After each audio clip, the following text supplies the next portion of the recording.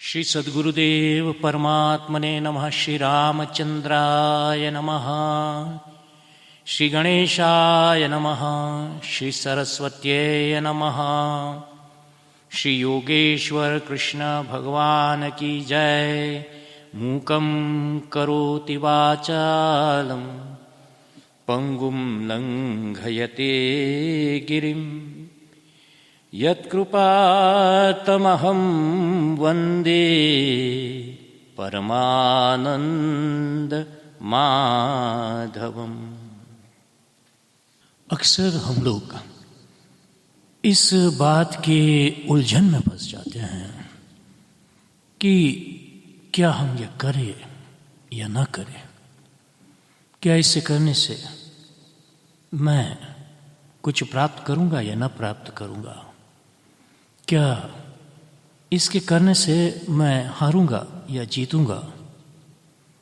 क्या मैं ये करने के काबिल हूं या नहीं हूं। क्या ये ज़रूरी है, उचित है, अनुचित है। ये धर्म अधर्म का फैसला कभी कभी हम नहीं कर पाते। हम ऐसे संकट में पड़ जाते हैं कि हम द्विविधा में पड़ जाते हैं, क्या करे क्या न करे। बहुत से वक्त हमें इसका सामना करना पड़ता है। क्या ये बेच दे या ना बेचे। क्या इस स्कूल में पढ़े या उस स्कूल में पढ़े। क्या यह एजुकेशन ले या वह एजुकेशन ले। क्या विदेश जाए या देश में ही रहे। क्या दुकान यहाँ पे खोले या वहाँ पर खोले। कौन सा माल बेचे, कौन सा खरीदे। कौन से बिजनेस में जाए, कौन से बिजनेस में ना जाए। कौन सा प्रोफेशन करे, कौन सा ना करे।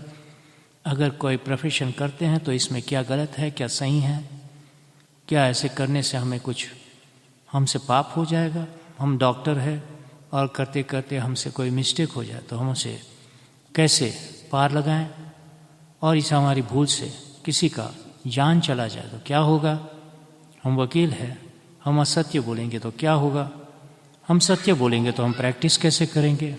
तो अर्जुन को भी इसी तरह के प्रश्न उलझाते थे।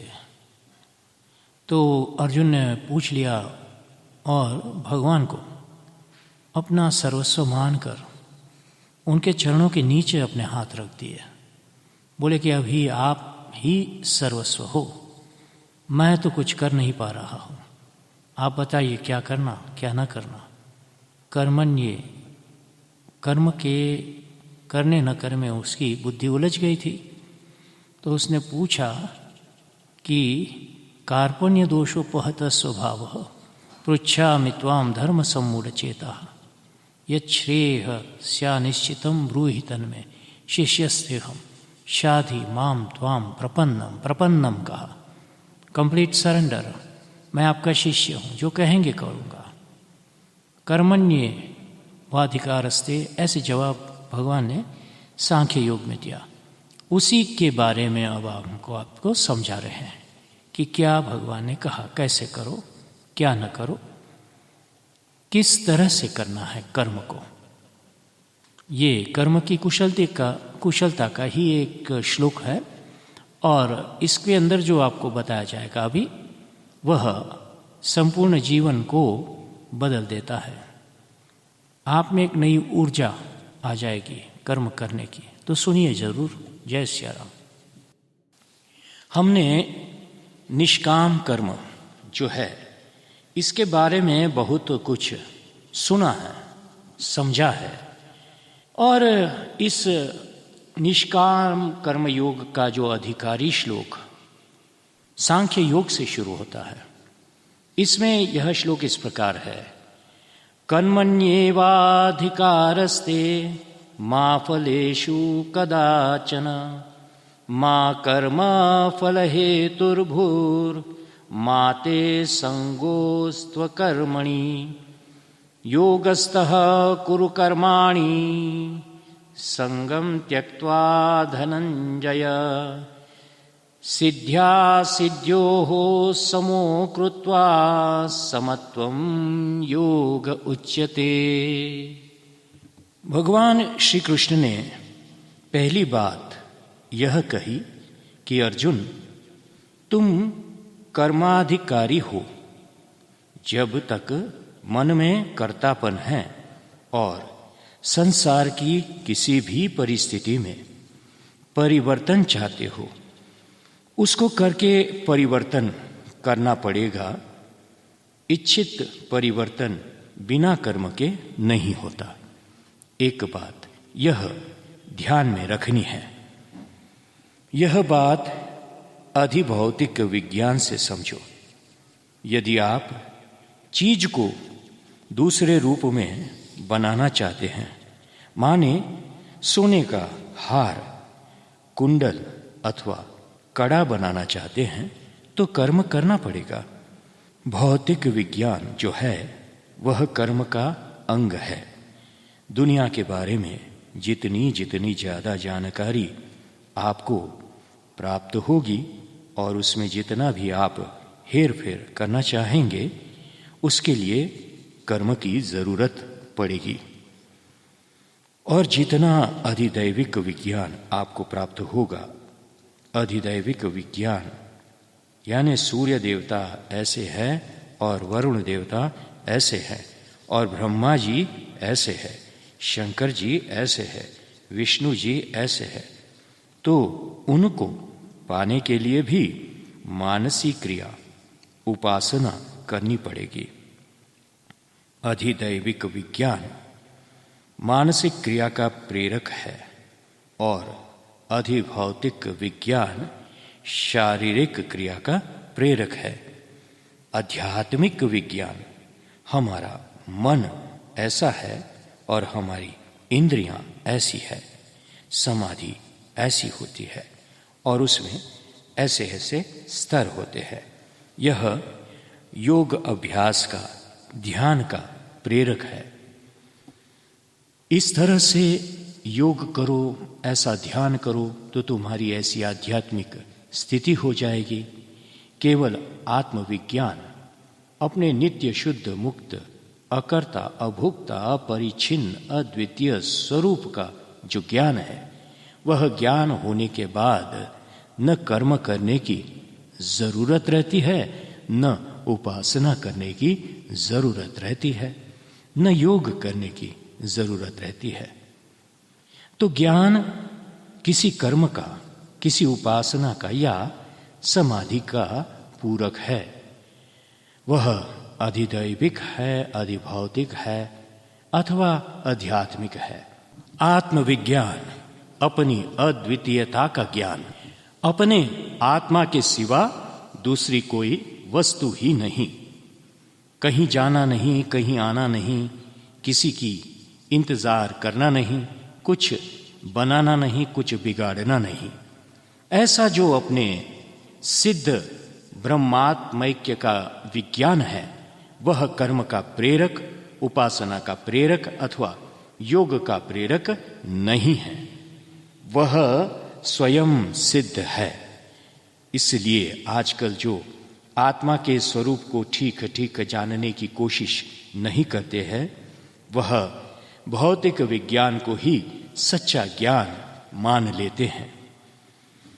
बोले आंख रूपी मशीन जो शरीर में लगी है, आंख, कान, नाक आदि जो है, ये शरीर में पहले से स्थित किए हुए यंत्र, ये भी मशीन है। इनकी मदद करने वाले खुर्दबीन, दूरबीन है, उन्हीं की मदद करने वाले हैं। तो या तो वे उसमें लगते हैं अथवा कोई लोक परलोक का ज्ञान हुआ तो उपासना करने में लगते हैं, अथवा मणि राम के कुछ खेल मालूम पड़ गए।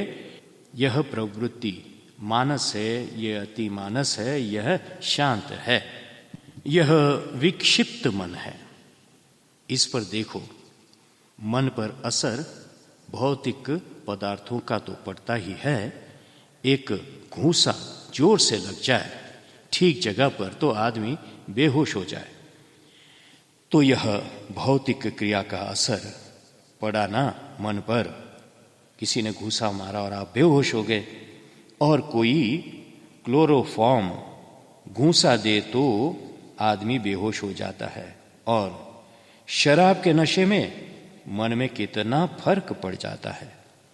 तो भौतिक वस्तुओं का भी मन पर असर पड़ता है, भौतिक क्रियाओं का भी मन पर असर पड़ता है।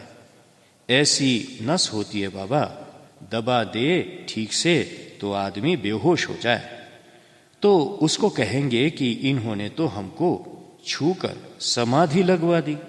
तो ये सारी बातें बाहरी है, संसारी है। जो परमात्मा का परमात्म विज्ञान है वह कोई आध्यात्मिक अधिदैविक या आदि भौतिक विज्ञान नहीं है। ब्रह्म विज्ञान जो है वह अद्वैत विज्ञान है, अद्वितीय विज्ञान है। वह समाधि लगाने के लिए नहीं है और वह इष्ट देवता की प्राप्ति के लिए नहीं है, वह भौतिक जगत में हेर फेर करने के लिए नहीं है, वह किसी के लिए नहीं है, उसी के लिए सब है, उसी की प्राप्ति में ये मददगार है। वह इन सब चीजों की प्राप्ति के लिए नहीं है।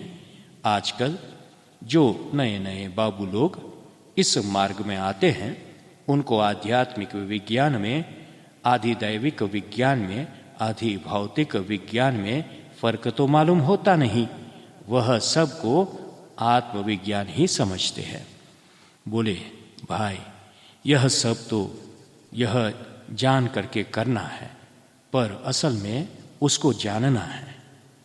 जहां दृश्य वस्तु में हेर फेर करना है, अदलना बदलना है, परिवर्तन करना है कि भाई यह चीज, यह सोना जो है हार बन जाए, कड़ा बन जाए, कुंडल बन जाए, हमारे काम आने लग जाए। एक अणु को हम जान करके उसके प्रयोग से शांति कर्म कर ले अथवा उसके द्वारा ध्वंस कर्म कर ले, तब वह अणु का विज्ञान जो है वह कर्म का फल बन जाता है। यह जो बात है कर्मण्येवाधिकारस्ते, इसको समझने के लिए आप थोड़ा धैर्य रखिए और आगे सुनते जाइए। तो कहते हैं अर्जुन तुम कर्म अधिकारी हो। क्यों कर्म अधिकारी? कर्माधिकारी क्यों? क्योंकि तुम वर्तमान परिस्थिति में हेर फेर करना चाहते हो। तुम यह चाहते हो ये जो मरने वाले इकट्ठे हुए हैं ये मरे नहीं, ये जो हमारे संबंधी पहले से बने हुए हैं ये छूटे नहीं। ये सब लड़ने के लिए युद्ध के मैदान में आए हुए अपने संबंधियों को, अपने गुरुओं को देखकर अर्जुन के हाथ कांप पड़े थे और उसने लड़ाई करने से मना किया था। तो कहते हैं ये सब तो छूटने के लिए तैयार है और तुम छोड़ना चाहते नहीं, तो कर्म करना पड़ेगा। तो कर्मण्येवाधिकारस्ते, अभी आप अधिकारी हैं, आप अपने को बहुत ऊंचा मानते हैं। जो अधिकारी लोग होते हैं वे समझते हैं हम मार सकते हैं, नहीं भी मार सकते हैं, हम ये काम करा भी सकते हैं, नहीं भी करा सकते, रुकवा सकते हैं। तो ये अपने आप को अधिकारी मानते हैं, कर्म के अधिकारी। तो अर्जुन अपने को कर्म का अधिकारी मानने लगा, बहुत ऊंचा मानने लगा अपने को। एक दिन मैंने आपको सुनाया था कि हमारे गंगा किनारी श्री अच्युत मुनि महाराज के यहाँ बहुत लोग वेदांत का स्वाध्याय करते, पाठ होता, सबके सब प्रस्थान त्रयी के पाठ में अध्ययन में लगे हुए। एक सज्जन आए, वे अवंती क्षेत्र में ठहर गए और अच्युत मुनि जी रहते थे अनूप शहर के पास।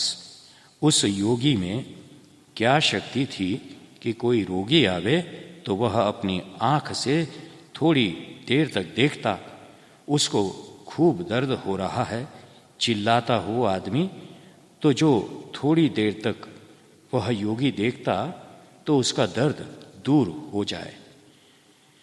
कोई बुखार हो, उसकी आंखों में त्राटक से इतनी शक्ति आ गई थी, योग अभ्यास का स्वाध्याय कर लिया था।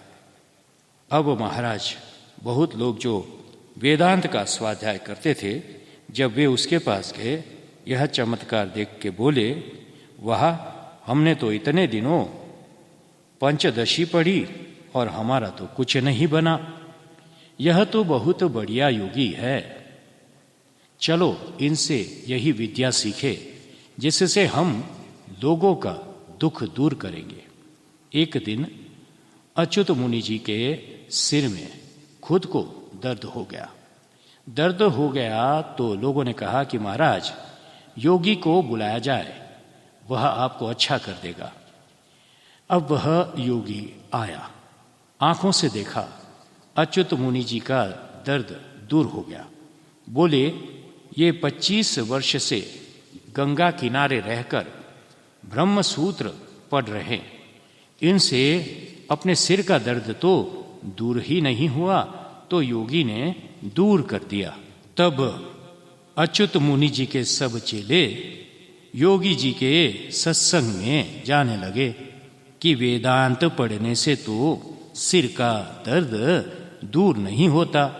यह सच्ची घटना आपको बताता हूं। अच्युत मुनि जी बोले, देखो, हमने इन लोगों को वेदांत पढ़ा करके बस अपनी मत्था पच्ची की। इन लोगों को वेदांत पढ़ाना, जिनकी मन की स्थिति इतनी निम्न कोटि की, उनको वेदांत पढ़ाना बिल्कुल बेकार। तो बाबा, अभी कर्म अधिकारी हो तुम, अभी तो तुमको कुछ दवाएं जाननी चाहिए जिनसे सिर का दर्द दूर होता है। अभी तो तुमको कुछ त्राटक पूरक रेचक सिखाना चाहिए। तो तुम जो हो अभी कर्म अधिकारी हो। मां फलेषु कदाचन, अभी कर्म अधिकारी हो। अच्छा, तो कोई निंदा है? ना, निंदा नहीं, बड़ी श्रेष्ठ स्थिति आपकी है। ये कर्म अधिकारी कहना कोई निंदा नहीं। आप अपने को ठीक ठीक समझिए। कर्म तो कीजिए, लेकिन फल में हाथ मत डालिए। उसको छोड़ दीजिए ईश्वर पर, उसको छोड़ दीजिए प्रारब्ध पर। उसको जो आता है सो आने दीजिए। अपने आप अपना कर्म करते जाइए।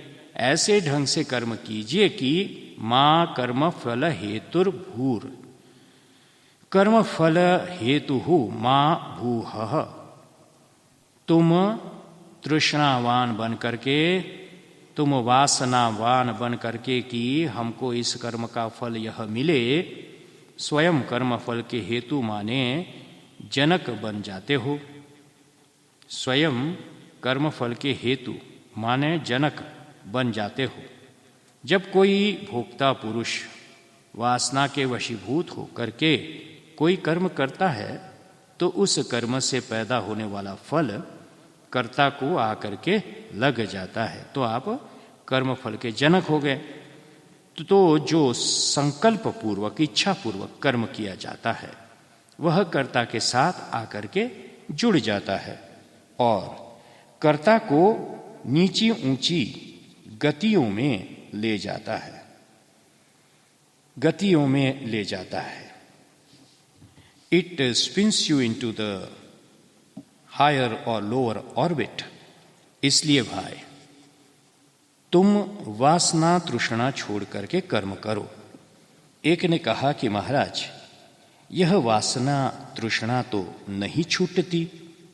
I can not give up my desires and my longings. यह है तो बात खोटी, इट्स नॉट अप्रोप्रिएट। तुम लोग तो प्रेम कुटीर के बड़े ऊंचे अधिकारी, आपने तो अविद्या ही छोड़ दी, तो वासना तृष्णा छोड़ने का तो कोई प्रश्न ही नहीं रहा। अब क्या करोगे बाबा तृष्णा छोड़कर? जब अविद्या ही छोड़ दी, जब माया ही मर गई, तो बेटा बेटी की तो कोई बात ही नहीं रह गई। तो भाई वासना तृष्णा तो छूटती नहीं है। एक छोटे अधिकारी ने यह प्रश्न किया, तब हम कैसे कर्म करें जब वासना तृष्णा नहीं छूटती? आप ऐसे कर्म कीजिए कि हमारी वासना तृष्णा छूट जाए, है ना? वासना तृष्णा छोड़ने के लिए कर्म कीजिए। आप यह देखिए कि वासना तृष्णा, डिजायर्स एंड लॉन्गिंग्स पूरी करने के लिए कर्म करते हैं कि वासना तृष्णा छोड़ने के लिए कर्म करते हैं। तो अगर वासना तृष्णा पूरी करने के लिए कर्म करते हैं तो आप संसारी है, और अगर आप वासना तृष्णा छोड़ने के लिए कर्म करते हैं तो आप साधक है, तब आप कर्मयोगी हैं। यह तो दूसरे के कहने की बात नहीं है। आप खुद ही अपनी छाती पर हाथ रखकर ठंडे दिल से अपने बारे में जांच पड़ताल कीजिए। गौर कीजिए कि आप अपनी वासना तृष्णा पूरी करने के लिए कर्म में लगे हुए हैं कि वासना तृष्णा को मिटाने के लिए कर्म में लगे हुए हैं। दोनों ही हालत में कर्म करना पड़ता है। वासना तृष्णा पूरी करने के लिए भी कर्म करना पड़ता है और उनको मिटाने के लिए भी कर्म करना पड़ता है। उसके लिए भी साधन होता है। और यथार्थ स्थिति को यदि तुम देखना चाहते हो तो जैसा है वैसा ही मजा लेना चाहते हो तो फिर न कुछ करने की जरूरत है न कुछ छोड़ने की जरूरत है। तुम तो स्वयं सिद्ध दृष्टा साक्षात ब्रह्म हो ही, यह बात है। माते संगोस्त्व कर्मणि। आपसे यह निवेदन है कि आप कर्म को साधन को छोड़िए मत। कर्म साधन है, यह मतलब है। अकर्मणि संगो मास्तु। अकर्म में संग न हो। You do not become a lazy man. निकम्मे पन्ने में तुम्हारी आसक्ति न हो, क्योंकि जिसमें आसक्ति हो जाती है उसमें मजा आने लगता है। किसी किसी को चुपचाप बैठने की ही आदत पड़ जाए, हाथ पांव न हिलाकर, तो बड़े मजे में बैठे हैं। आलसी गिरले कुआं में तो बोलले भले बाटी। आलसी आदमी कुएं में गिर गया तो बोला मैं बहुत अच्छी तरह से हूं। अब रहने दो, क्यों हाथ पांव बांधते हो? क्या ऊपर खींच खींच करते हो? गिर जाए फिर से तो हाथ पांव टूट जाए, यही मजे में बैठे हैं। तो निकम्मे पने से जब आसक्ति हो जाती है आदमी की, जब चारपाई पर लेटे रहने की आदत पड़ जाती है या दूसरा पानी पिला दे, दूसरा खिला दे, तो उसी में मजा आता है। एक हमारा मित्र है जबलपुर का, तो वह धूनी वाले बाबा का बड़ा भक्त है और वेदांत अच्छा समझता है। जब वह छोटा बच्चा था तब एक बार मर गया था, बच्चा था, तो उसको मिट्टी में गाड़ दिया मरने के बाद। फिर महात्मा ने कहा अरे यह तो जिंदा है, तुमने क्यों इसको गाड़ दिया? 2-3 घंटे के बाद आए और उसको माटी हटाकर निकाला गया। तो उसके मन में महात्माओं साधुओं के प्रति बड़ी श्रद्धा है। लेकिन अब वह 22-23 वर्ष का हो गया, MA पास हो गया। मैंने एक बार उसको कहा कि तुम चलो वृंदावन, तो मेरे साथ वृंदावन आया। तो जब खाने का समय आया तो बोला हमने अभी तक कभी अपने हाथ से खाया ही नहीं, हमारी दादी खिलाती है तब तो हम खाते हैं, अपने हाथ से खाने की हमको आदत नहीं है। नहाने के समय हमारी स्त्री हमको नहलाती है, वही हमारी कपड़े धोती है, हम काम कोई करते नहीं। अब देखो ना यह बात, उसको उसी में मजा आवे, उसी में रस आवे। निकम्मे पने की आदत आदमी डाल लेता है तो निकम्मे पने में स्वाद आने लगता है। It is invited, this laziness. अकर्म में आसक्ति हो जाती है तब सारे काम, सारे दोष, सारे पुरुषार्थ, धर्म, अर्थ, काम, मोक्ष सब में बाधा पड़ जाती है। इसलिए आदमी को अपनी आदत नहीं बिगाड़नी चाहिए, कर्म में स्वाद लेना चाहिए, निकम्मे पन्ने में स्वाद नहीं लेना चाहिए।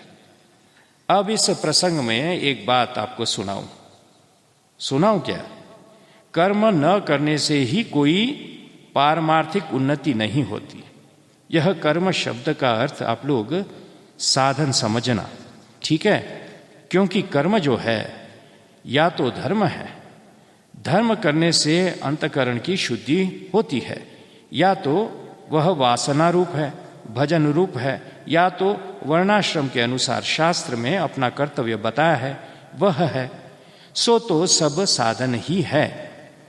काम के अनुसार, डिजायर्स के अनुसार, क्रोध के अनुसार, ड्यू टू एंगर, लोभ के अनुसार ड्यू टू ग्रीड, मोह के अनुसार ड्यू टू अट्रैक्शन, काम करना यह कोई साधन नहीं है। सो व्हाट इज नॉट साधन? When you are inspired or driven to do any act or action due to desire, due to anger, greed or attraction of any kind, then that is not a sadhan. That is not sadhan to practice Bhagavad Gita. किसी से मोह हो गया तो उसके लिए खट रहे हैं, किसी के ऊपर क्रोध आ गया तो उसे नीचे गिराने की कोशिश कर रहे हैं, किसी से लोभ हो गया तो उसको पाने के लिए कोशिश कर रहे हैं। इसका नाम साधन नहीं है। तो प्रवृत्ति हमारे जीवन में काम के अनुसार, क्रोध के अनुसार, लोभ के अनुसार, मोह के अनुसार होती है, उसका नाम साधन भजन नहीं है। जो हमारे धर्म के अनुसार, शास्त्र के अनुसार हमारा कर्तव्य कर्म है, जो ईश्वर के लिए कर्म है, जो समाधि के लिए कर्म है, जो अधिभौतिक रूप से जो करने के लिए कर्म है, वर्णाश्रम धर्म के अनुसार, अथवा ईश्वर की उपासना के लिए जो कर्तव्य कर्म है, अथवा समाधि लगाने के लिए जो योग अभ्यास आदि कर्म है, ये जो कर्म है ये साधन रूप कर्म है। तो इनको छोड़ देने से कर्म अधिकारी व्यक्ति को कोई लाभ, कोई उन्नति नहीं होती। जरा गीता की बात आप लोग ध्यान से सुने। न कर्मणा मनारंभान नैष्कर्म्यम पुरुषोष्णुते। कहो कि भाई हमको तो कर्म के बंधन से छूट करके नैष्कर्म्य अथवा नैष्कर्म्यता का अवस्था प्राप्त करना है, तो हम कर्म क्यों करें?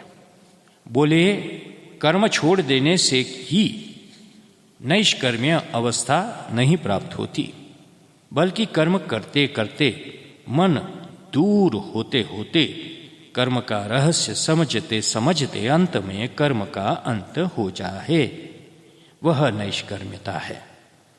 हाथ हिलाते हिलाते थकोगे तो अंतिम गति क्या होगी? हाथ हिलना बंद हो जाएगा। वह जो शांति है ना, मन को ईश्वर में लगाते लगाते मन निष्क्रिय हो जाएगा तो समाधि लग जाएगी। हाथ से काम करते करते हाथ थक कर विश्राम में बैठ जाएगा। कर्म का अंतिम फल नैष्कर्म्य है, रोने का फल शांति है। मन को बारंबार भगवान में लगाने का नाम समाधि है। तो न कर्मणा मनारंभान नैष्कर्म्यम पुरुषोष्णुते। यदि कर्म नहीं करोगे तो नैष्कर्म्य की प्राप्ति नहीं होगी। एक बात खाटी बताई, निकम्मे बनोगे, साधन नहीं करोगे और भजन नहीं करोगे, अपने कर्तव्य कर्म नहीं करोगे तो अपने कर्तव्य बंधन से कभी छूट नहीं सकते। एक बात, न च संन्यस नादेव सिद्धिम समधिगच्छति। तीसरे अध्याय का तीसरा श्लोक, चौथे अध्याय का।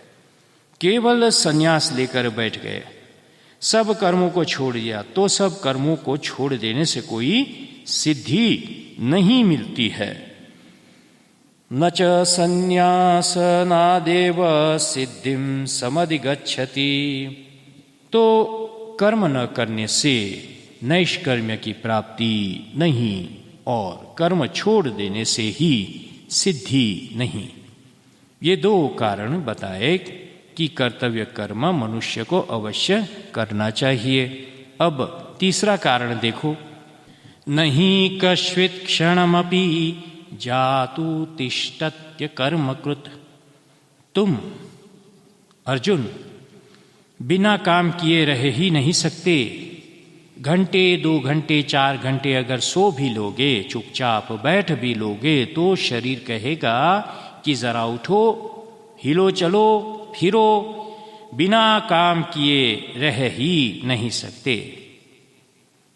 कहो कि एक क्षण नहीं कश्चित क्षणमपि जातु तिष्ठत्य कर्मकृत। कहो कि एक क्षण भी हम निकम्मे रहते हैं? नहीं, सांस तो लेने के लिए सावधान रहना पड़ता है ना। बाल तो बढ़ेंगे, पाचन तो होगा, शरीरधारी हो करके निकम्मेपने की प्रतिष्ठा कहाँ होगी?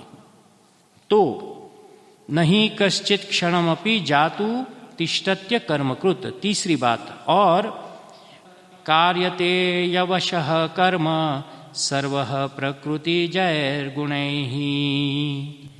तीसरे अध्याय में बताया सत्व रज तम ये तीनों गुण सबके शरीर में रहते हैं और वह सबके स्वभाव के अनुसार सबके काम लेते रहते हैं।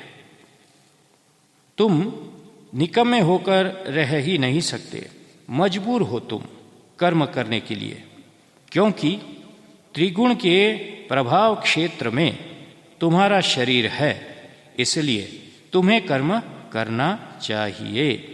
6वें श्लोक में तीसरे अध्याय के बताया कर्मेन्द्रियाणि संयम्य य आस्ते मनसा स्मरन् इंद्रियार्थान विमूढ़ात्मा मिथ्याचारः स उच्यते। बाहर से कर्म करना बंद कर दोगे तो मन से विषयों का चिंतन करोगे, तो यह तो ढोंगीपना हुआ, सदोष है, मिथ्याचार है, यह तो निंदित है कि बाहर से कर्म छोड़ दिया, मन से कर्म किए करे। निंदित होने से भी निकम्मा रहना ठीक नहीं। और अब देखो, यस्त्विन्द्रियाणि मनसा नियम्यारभते अर्जुन कर्मेन्द्रियैः कर्मयोगमसक्तः स विशिष्यते। ये 7वां श्लोक तीसरे अध्याय का। जो अनासक्त होकर कर्म इंद्रियों से कर्म करता है, मन से इंद्रियों को रोक कर, मन से इंद्रियों को नियम में ले करके, इंद्रियों को मार करके नहीं, इंद्रियों का बहिष्कार करके नहीं, इंद्रियों को कैद में रख कर नहीं, इंद्रियों को समाधि में डालकर नहीं, इंद्रियों को मर्यादा में रखकर, एक कायदे में रखकर, और जो ठीक कर्म करता है वह विशिष्ट है। इसलिए भी तुम्हें निकम्मा नहीं होना चाहिए, अपने काम करना चाहिए। नियतं कुरु कर्मत्वं कर्म ज्यायो य कर्मणः शरीर यात्रापि च ते न प्रसिद्धिये द कर्मणः। ये 8वां श्लोक तीसरे अध्याय का। माते संगोस्त्व कर्मणि, अकर्म से निकम्मपने से तो कर्म करना अच्छा है, तो प्रशस्त होने के कारण भी तुम्हें कर्म ही करना चाहिए, निकम्मा नहीं होना चाहिए। शरीर यात्रापि च ते न प्रसिद्धियेद कर्मणः। यदि काम नहीं करोगे तो जिंदा भी नहीं रह सकोगे।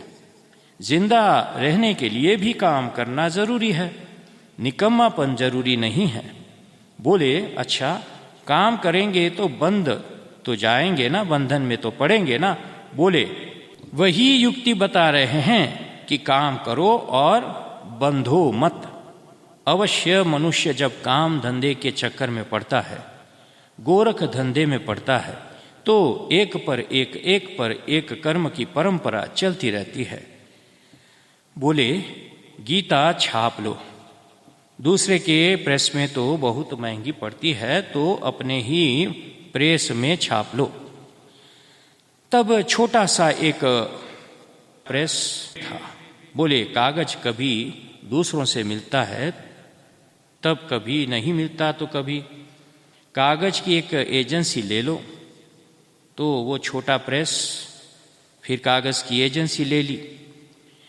जल्दी दूसरों से बनवाते हैं तो समय पर देता है, नहीं तो देता है, नहीं देता है। तो एक जल्दसाजी का कारखाना खोल दो। जल्दसाजी की कारखाना खोल दिया, तब उसके बाद डाक वाले कभी लेते हैं कभी नहीं लेते, तो एक डाक खाना अपने घर में ही होना चाहिए। इसको बोलते हैं प्रसक्तानुप्रसक्त, माने कर्म जो है वह एक के बाद दूसरा गांठ लगाता जाता है। मजबूत बंधन, एक गांठ, दो गांठ, तीन गांठ लो, यह तो कर्म बंधन है। मनुष्य जब एक कर्म बंधन के चक्कर में फंसता है तो दूसरा भी आता है। बोले ठीक है, अब हम कर्म करने की युक्ति बताते हैं जिससे तुम कर्म तो करो और बंधन न हो। यज्ञार्थ कर्मणोऽन्यत्र लोकोऽयं कर्म बंधनः, तदर्थं कर्म कौन्तेय मुक्त संगः समाचरः। तीसरे अध्याय का 9वां श्लोक। यज्ञार्थ, कहा कि यज्ञ के लिए कर्म करो, ईश्वर के लिए कर्म करो। यज्ञ, ईश्वर यज्ञो वै विष्णु। यज्ञ माने सबकी भलाई के लिए कर्म करो, केवल अपने स्वार्थ के लिए नहीं। तब जो तुम काम करोगे वह तुम्हें बांधेगा नहीं। स्वार्थ से जो काम किया जाता है वह बंधन का हेतु होता है। जगत के कल्याण के लिए जो काम किया जाता है वह बंधन का हेतु नहीं होता। इसलिए भी तुम्हें निकम्मापन अपने जीवन में नहीं आने देना चाहिए। अपना जो कर्तव्य है संसार में, अपना जो कर्म है धर्म रूप, अपना जो कर्म है विश्व के कल्याण के लिए, अपना जो हिस्सा है ईश्वर की सेवा के लिए, अपना जो हिस्सा है समाधि लगाने के लिए जो अपना कर्तव्य है, परमात्मा की प्राप्ति के लिए जो जो अपना कर्तव्य है, अंतकरण शुद्धि के लिए जो अपना कर्तव्य है, और शुद्ध अंतकरण में तत्व साक्षात्कार करने के लिए अपना जो कर्तव्य है, वह सभी कर्तव्य है और उनको छोड़ने से मजा मत लो। Don't ignore them and thinking that we are very comfortable ignoring them. उनको करने में मजा लोगे तो तुम्हारी उन्नति होगी। You should enjoy doing this actions of karma which were just enumerated. यदि उनको छोड़ने में मजा लेने लगोगे तो जहां के तहां रह जाओगे, बल्कि और भी नीचे गिर जाओगे। इसलिए माते संगोस्त्व कर्मणि ही, निकम्मे पन्ने से प्रेम मत करो, निकम्मे पन्ने में आसक्ति मत करो। कर्म करो, अपना साधन करो, अपना भजन करो और आगे बढ़ो। अच्छा, कैसे कर्म करें? योगस्थः कुरु कर्माणि संगम त्यक्त्वा धनंजय, सिद्ध्या सिद्ध्योः समो भूत्वा समत्वम योग उच्यते। धनंजय, कृष्ण कहते हैं धनंजय जो है, समत्वम योग उच्यते जो फल है, साधन ही तो धन है। यह साधन का जो फल है, साधन ही तो धन है ना। छत्ते इति धनम, जो इस सारे जीवन को धारण पोषण देता है उसका नाम धन है। माने जिसकी वजह से हम जिंदा रहें और हमें पुष्टि मिले। जो चिंता देकर दुबला बना दे और जो धारण न करे मौत की ओर ले जाए, उसका नाम धन नहीं है। धारण और पोषण दो अर्थ है। धा धातु का दुग्घात, धारण पोषणयोः दधाति धत्ते, जो हमारा धारण पोषण करे उसका नाम है धन। तो जब तुम अपने धारण पोषण के लिए धारण और पोषण में संलग्न हो, उसमें संलग्न हो, धन को साधन को जीत रहे हो, अपने काबू में कर रहे हो, तो धनंजय तुम्हें कर्म करने की रीति भी सिखानी चाहिए। धनंजय एक अग्नि होता है। धनंजय एक अग्नि का नाम है। धनंजय एक प्राण का भी नाम है। 10 जो प्राण हैं उनमें कुशालस्व, देवदत्त, धनंजय, 5 प्राण तो अपान, समान, उदान, व्यान है, और 5 प्राण जो प्राण कुशलाश्च, देवदत्त, धनंजय आदि है। उनमें एक प्राण का नाम धनंजय और अग्नि के जो बहुत सारे नाम हैं उनमें एक नाम है धनंजय। अग्नि की सेवा करो, तुम धनंजय हो जाओ। प्राण के सेवन से धनंजय, अग्नि के सेवन से धनंजय। अग्नि का सेवन, धर्म, प्राण का सेवन, योग अभ्यास। तुम तो प्राण रूप हो, तुम तो शक्तिशाली हो, तुम तो अग्नि रूप हो। शोक मोह के दाह में तुम्हारा सामर्थ्य है। शोक और मोह के दाह में, जला देने में तुम्हारा सामर्थ्य है। हर एक व्यक्ति में यह सामर्थ्य है।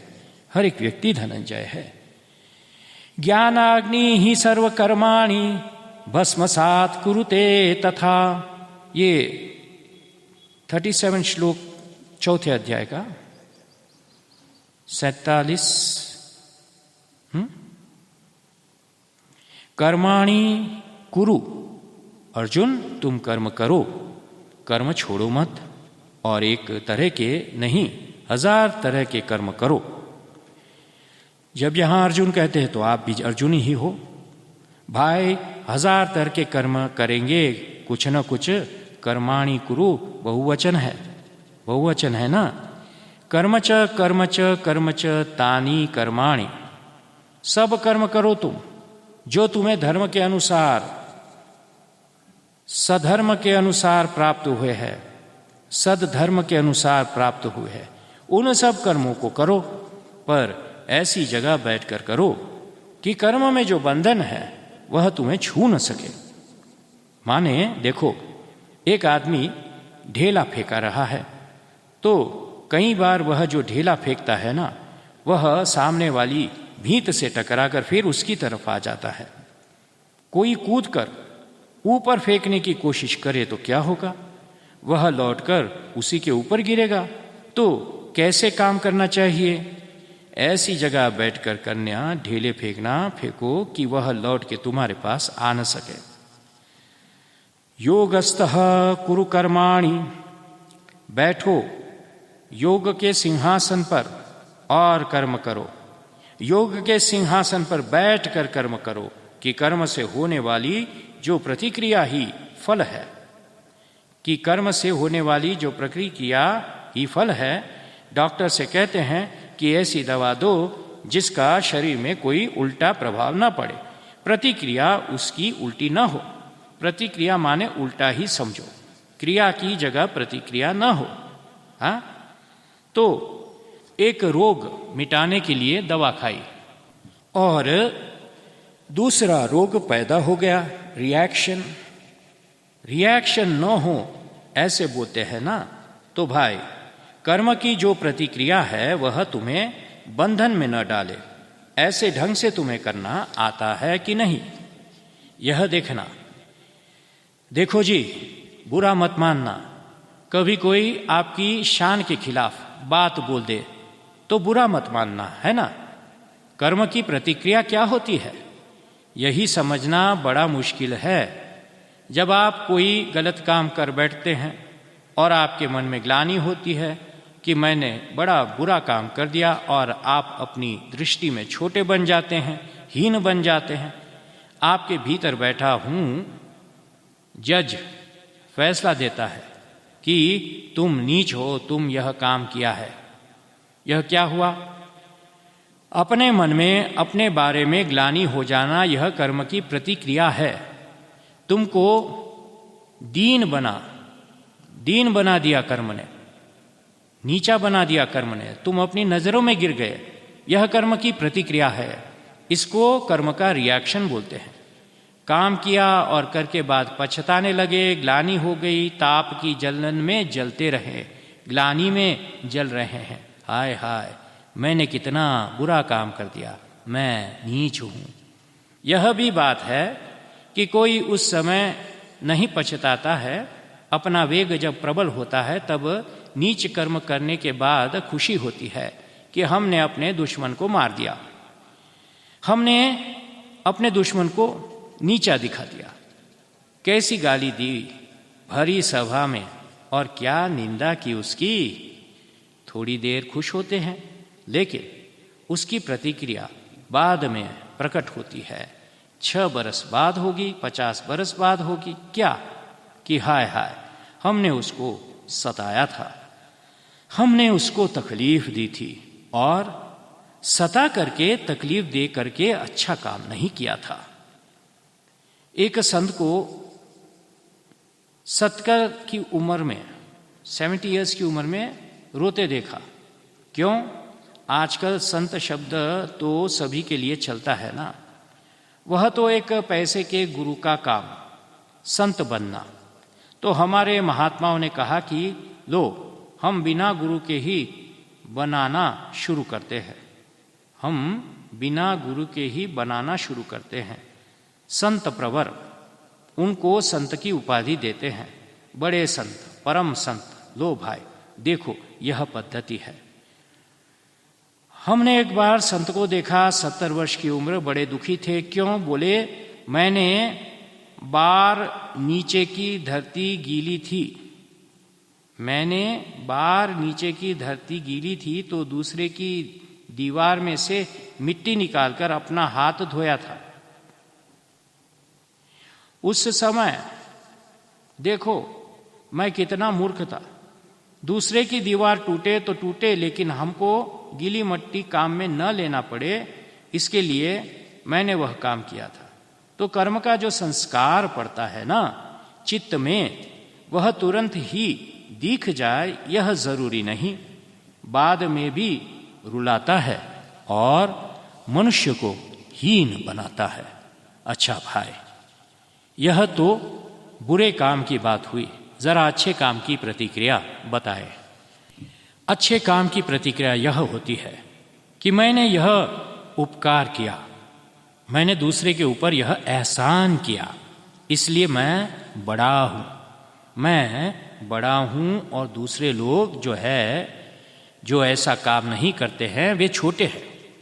तो छोटे के प्रति घृणा होगी और अपने कर्तव्य के प्रति अभिमान होगा।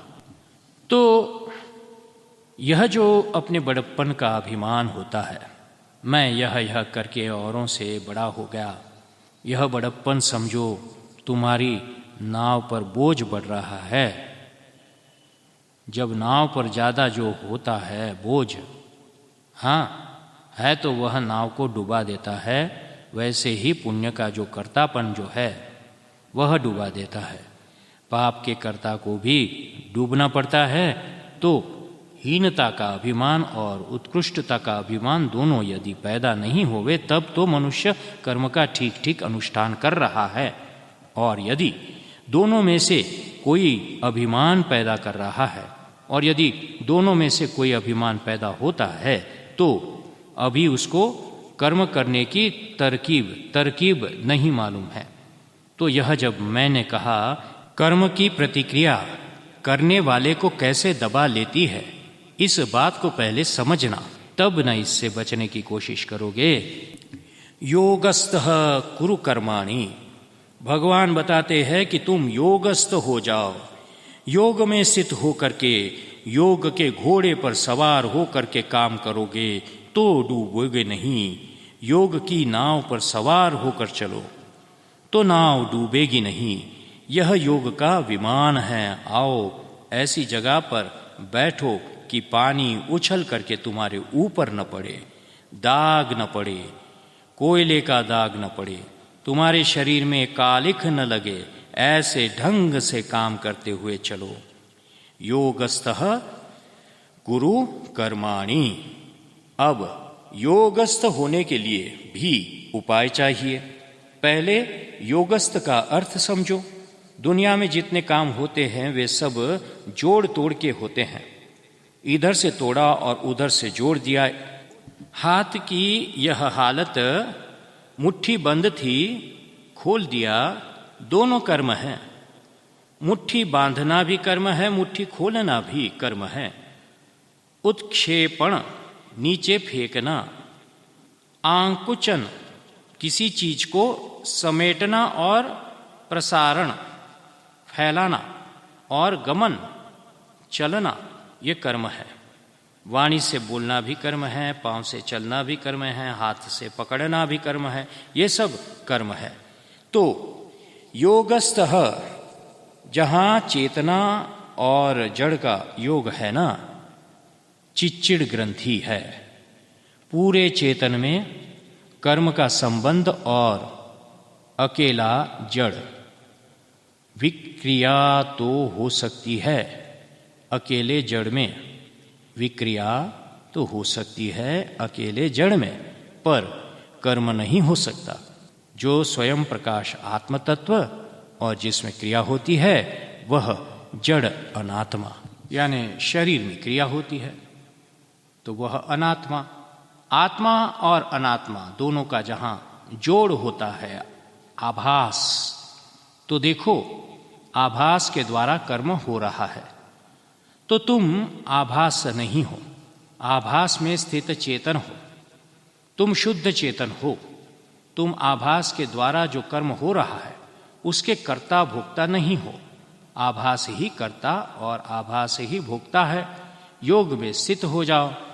जैसे अब बड़े स्क्रीन पर कोई चलता हो मूवी और अचानक से आप उसके अंदर खड़े हो गए और चारों ओर आपके फिल्म चल रहा है और आप देख रहे हैं, तो आपको आभास हो रहा है, पर आप तो उससे मुक्त है, केवल दृष्टा है। तो इस स्थिति को बोलते हैं। तो या कि आप उसके अंदर होते हुए भी नहीं हो, योग में स्थित हो जाओ। यह तो बड़ी ऊंची स्थिति हुई। तुम ऊंची स्थिति प्राप्त करने के लिए प्रयास करो, इसके लिए कर्म करो। इसके लिए दो बात करनी पड़ेगी। असल में बिना दो बात के कोई योग में आरूढ़ नहीं हो सकता। एक आरूरुक्षु होता है, एक आरूढ़ होता है। दो तरह के होते हैं, ठीक है ना। आरूरुक्षोर मुनेर्योगम कर्म कारणमुच्यते, योगारूढ़स्य तस्यैव शमः कारणमुच्यते। यह 6 अध्याय का 3रा श्लोक। अब देखो, कर्म में दो चीज का होना जरूरी है। एक तो संगम त्यक्त्वा और दूसरा सिद्ध्या सिद्ध्योः समो भूत्वा। ये दो बात यदि रहे, ये दोनों असमाप्त क्रिया है। त्यक्त्वा भी असमाप्त क्रिया है और भूत्वा भी असमाप्त क्रिया है। संगम छोड़ते हुए और सिद्धि असिद्धि में समान रहते हुए योग में आरूढ़ होना, हो करके कर्म करो। योग में आरूढ़ होना क्या है? आसक्ति ना होवे, फलासक्ति ना होवे। इस कर्म का यह फल मुझे मिले, फल के साथ चिपक जाना, यह हुआ फलासक्ति। फल के साथ चिपक जाना, संग सटना, शक्ति सटना, आसक्त सक्त सटना यह है, और हट जो है यह हटना है। इनमें से इन न से हटना बनता है। हतम हतम हतम इदम कर्म, यह कर्म मारा गया। सो सटना और हटना ये दो बात होती है। तो संगम त्यक्त्वा का अर्थ है फल में न सटना, कि इसी काम का फल हमको मिले ही मिले, बल्कि यूं कहो कि इस काम का जो फल है वह ईश्वर को मिले। अच्छा काम करना और कहना कि इस अच्छे काम का फल ईश्वर को मिले, इस अच्छे काम का फल अंतर्यामी को मिले, हिरण्यगर्भ को मिले। अरे उसी की प्रेरणा से तो हमने किया है। इस अच्छे काम का फल हिरण्यगर्भ को मिले, इस अच्छे काम का फल विराट को मिले, इस अच्छे काम का फल विश्व को मिले, इस अच्छे काम का फल राष्ट्र को मिले। हमारे व्यक्ति को इस अच्छे काम का फल मिले, यह नहीं चाहना। व्यक्तिगत स्वार्थ और व्यक्तिगत भोग लिप्सा छोड़कर काम करना। एक युक्ति तो यह है। दूसरी युक्ति क्या? सिद्ध्यो सिद्ध्योः समो भूत्वा। अपना समय, अपनी शक्ति, अपना संकल्प काम में लगाना, लेकिन काम पूरा हो कि नहीं हो इसको भी ईश्वर पर छोड़ना।